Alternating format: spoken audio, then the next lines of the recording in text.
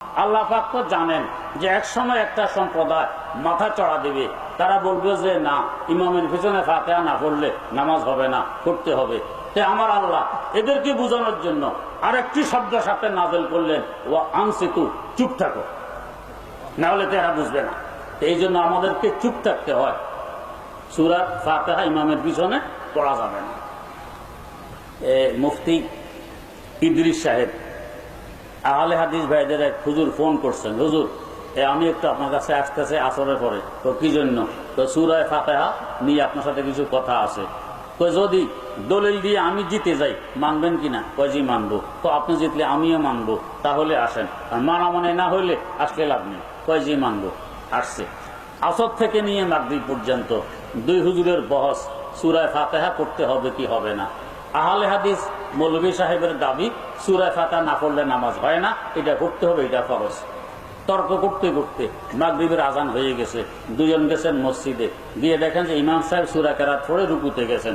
দুজনে আল্লাহু আকবার বলে নিয়ত বেঁধে রুকুতে শরীক হয়েছেন। সালাম ফিরানোর সময় উভয় হুজুর, হানাফি হুজুরও সালাম ফিরাইলেন, আহলে হাদিস হুজুরও সালাম ফিরাইলেন। এবারে ইদ্রিস সাহেব বলছেন, ভাই মেহেরবানি করে নামাজটা আবার পড়ে নেন। কয় কেন?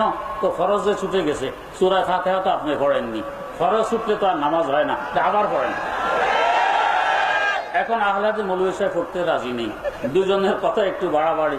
মুসল্লিরাকে হুজুর কি হয়েছে? কয় না কিছু হয় নেই, ওনার নামাজ হয়নি, এই জন্য বলি আবার পড়তে। এখন উনি আর আবার পড়ে না। তো তাহলে স্বীকার করেন ফাতিহা ফরজ নয়।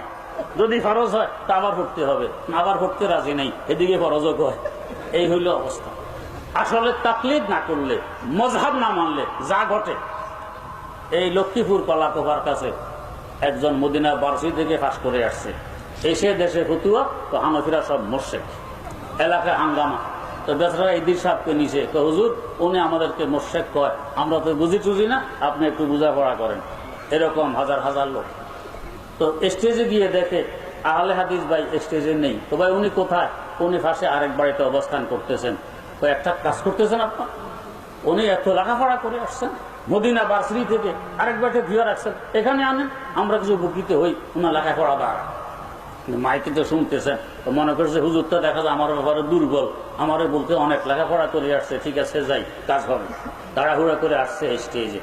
আসার পরে হুজুর জিজ্ঞেস করতেছেন, ভাই হানাফিরা মোরশেক, মানুষে বলে আপনারা কি বলতেছেন?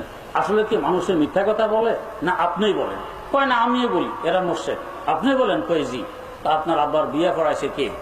তো আমার আব্বার বিয়ে পড়াইছে আমাদের মসজিদের ইমাম সাহেব হুজুর। হুজুর হানাফি ছিল না আহলে হাদিস? হুজুর ছিল হানাফি। তাহলে মোরশেকে পড়াইছে আপনার আব্বা হানাফি না আহলে হাদিস? তো আমার আব্বা হানাফি। তো এক মোরশেক আরেক মোরশেকের বিয়ে পড়াইছে, হয়েছে এই সমস্ত বিয়ে কি? এই বিয়ে থেকে আপনি জন্ম নিয়েছেন, এখন বলেন আপনি হারামজাদা না হালালজাদা, এটা বলে। বেচারা তাড়াতাড়ি রুমাল চেহারা উপর দিয়া স্টেজ সাজাইতেছে, জান কই আগে প্রমাণ দেন আপনি কোন জায়গা। তাকলিদ না করলে, ইমাম না মানলে যা হয় হারি তাই হইতেছে এই অবস্থা। কথা বেশি বাড়াবো না, এক কথায় বলে চলে যায়, হুজুর বয়ান করবেন। এই যে সামনে রমজান আসতেছে, দেখবেন লিফলেট বিতরণ, চটি বই বিতরণ, হুলুস্তুল, তো 8 টাকা করতে হবে। হাদিসে কি আছে না আছে আপনারা অনেক শুনছেন, বুঝছেন। আমি একটা সাধারণ জ্ঞানের কথা বলি। আপনি এখান থেকে গুলিস্তান যাবেন, একজনকে জিজ্ঞেস করছেন, ভাই গুলিস্তান যাওয়ার ভাড়া কত, বাস ভাড়া কত? উনি বলেন বাস ভাড়া 8 টাকা। আরেকজনকে জিজ্ঞেস করলেন বাস ভাড়া কত? উনি বলেন 20 টাকা। এখন আপনি বাস স্টেশন যাওয়ার সময় পকেটে 8 টাকা নিয়ে যাবেন না 20 টাকা নিয়ে যাবেন বলেন তো? কারণ 8 টাকা নিয়ে গেলে যদি বাস্তবে ভাড়া 20 টাকাই হয়, তো গুলিস্তান যাওয়া তার কপালে জুটবে না। উল্টা যে রিক্সা ভাড়া দিয়ে গেছেন সেটাও জুটবে না। তাই 20 টাকা নিয়ে যেতে হবে। যদি ভাড়া 20 টাকা হয় 20 টাকা দিয়ে গুলিস্তান যাবেন। যদি 8 টাকা হয় 8 টাকা দিয়ে গুলিস্তান যাবেন, বাকি 12 টাকা দিয়ে নাস্তা খাবেন, বড় আরাম। এইবারে আসুন, নামাজ হলো বেহেশতের ভাড়া। আসসালাতু মিফতাহুল জান্নাহ, বেহেশতের চাবি মানে বেহেশতের ভাড়া হলো নামাজ।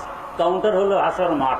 যেতেছেন এদিকে, আল্লাহ পাক যে সরে কই যাও, ওই বেহেশতে, তো ভাড়া দিতে হবে না, আসো ভাড়া দিয়ে যাও। আসছেন তো নামাজ আনছো? তো আনছি। তো তারাবিও তো নামাজ আনছো? যে আনছি। কয় রাকাত? তো আনছি 8 টাকা। যদি বাস্তবে আমার আল্লাহর দৃষ্টিতে তারাবির ভাড়া 20 টাকাতেই লাগে, তো বাকি 12 কই নাই, তো তাহলে এদিকে যাও, ভাড়া তো নেই।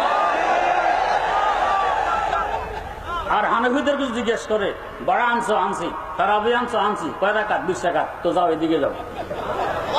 আর যদি 8 রাকাতে হয় আমার আল্লাহর দৃষ্টিতে, তারপরে হানফিরা বা আল্লাহ এই নেন 8 রাকাত, বাকি করো। তো এটা তো নফল, বেহেশতে নাস্তা খাওয়া যাবে। এই কমন সেন্সটা নাই। কেন নাই? তাকলিদ যে করে না, মজহাব মানে না, ইমাম মানে না, এই জন্য এই বুদ্ধিটাও নেই। তাই 8 টাকা নিয়ে পারাপারি করে। আল্লাহ মাফ করুক, সহি বুঝার তৌফিক দেখ।